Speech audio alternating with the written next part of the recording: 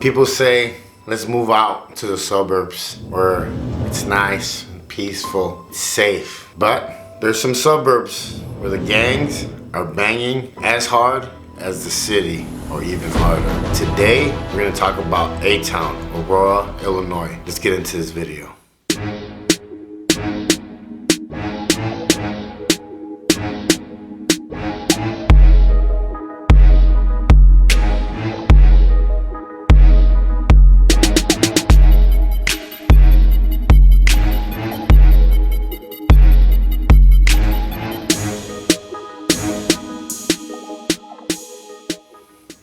Hey, what's up guys? My name is JC. I am Wrong and Strong. If you're new to my channel, make sure you subscribe, hit that bell so you don't miss nothing. If you're part of my crew, mi familia, mi raza, súbanse a la suburban. Let's take a ride out to Aurora, Illinois. I'm used to saying Illinois, I don't know why, but that's how I always say it. But let's talk about Aurora, man. Aurora is a melting pot for different classes of people, from how much they make a year to backgrounds to race. Yes, it's a beautiful city. Fox Valley Mall.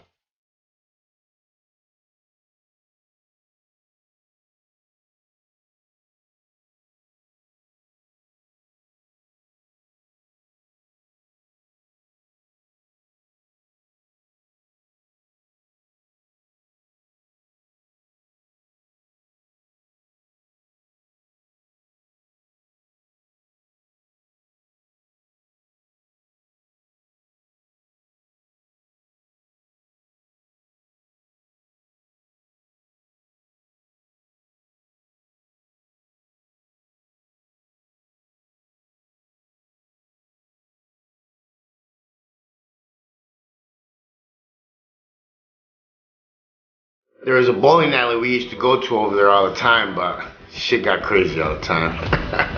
Aurora's about, I want to say about 40 to 35 minutes away from Chicago.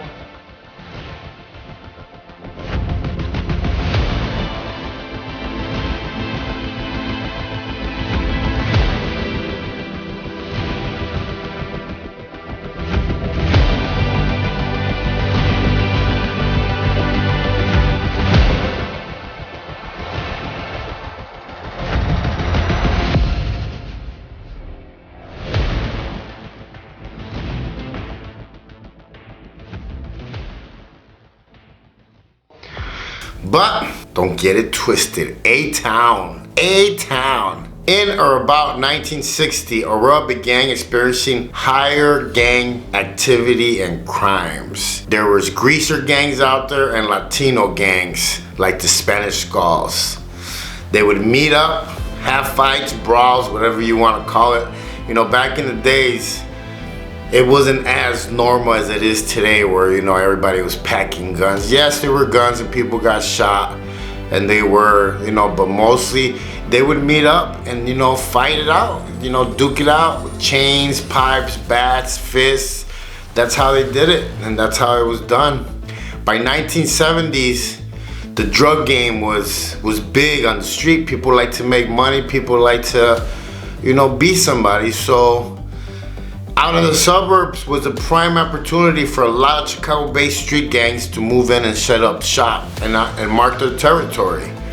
And it happened at a very early time in Aurora. The Land Kings and then St. Deuces set up territory. Both gangs were at peace, so there was no gang wars.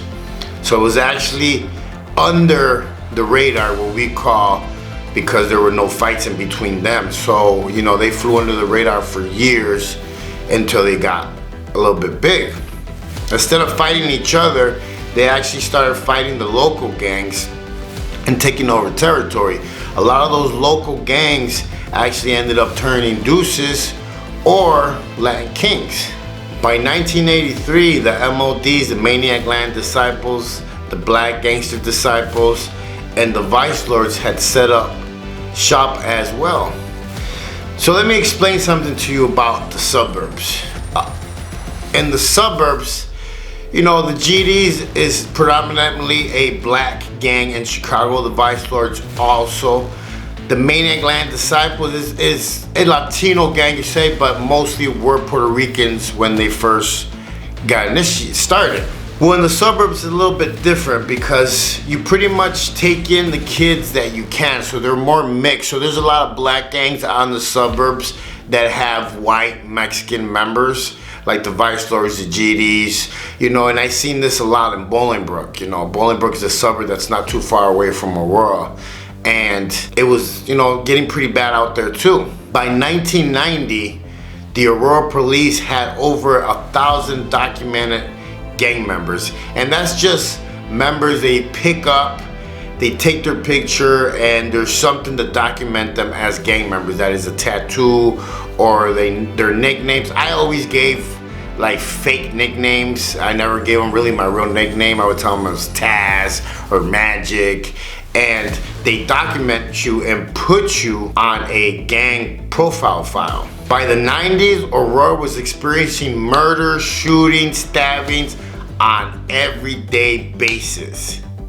A lot of gangs had started moving into Aurora, so there was a lot of wars, a lot of territory, a lot of money to be made, so it was a battleground. By the late 1990s, there was more than 8 documented street gangs in that suburb, and some local, because there is, you know, local gangs also that made it through the test of time. But a lot has happened. The feds have done huge sweeps.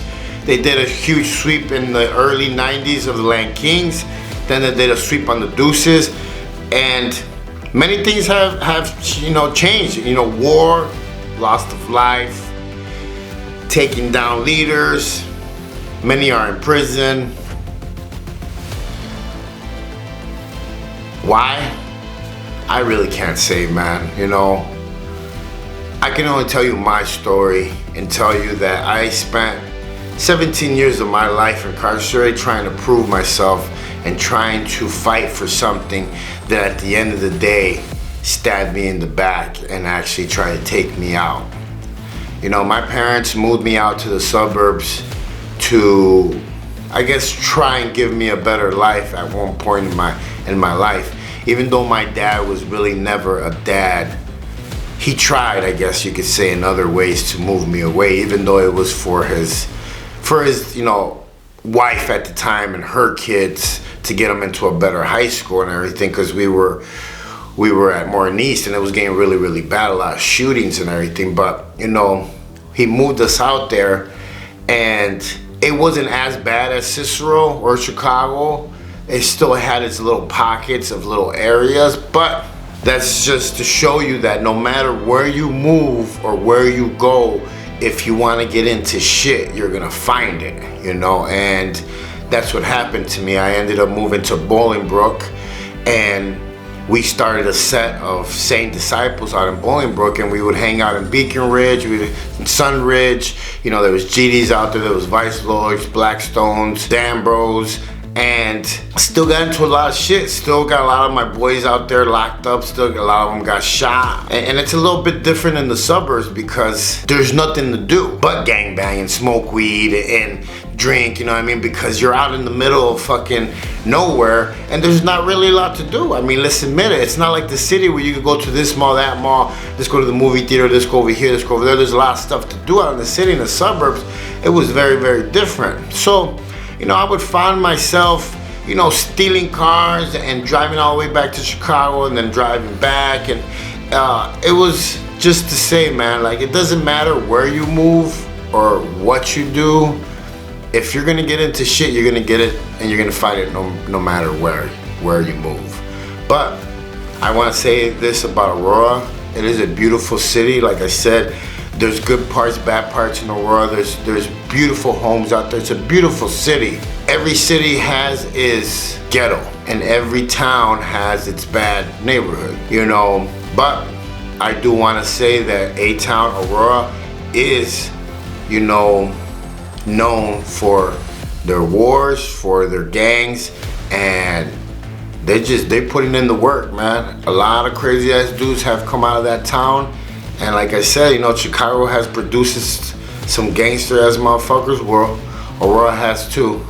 But in no way and no reason do I condone violence, gang banging or none of this. This is just to give you an insight on what's going on.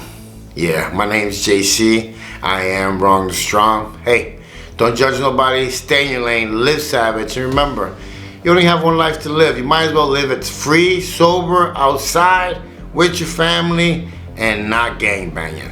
Alright guys, I'll catch you later.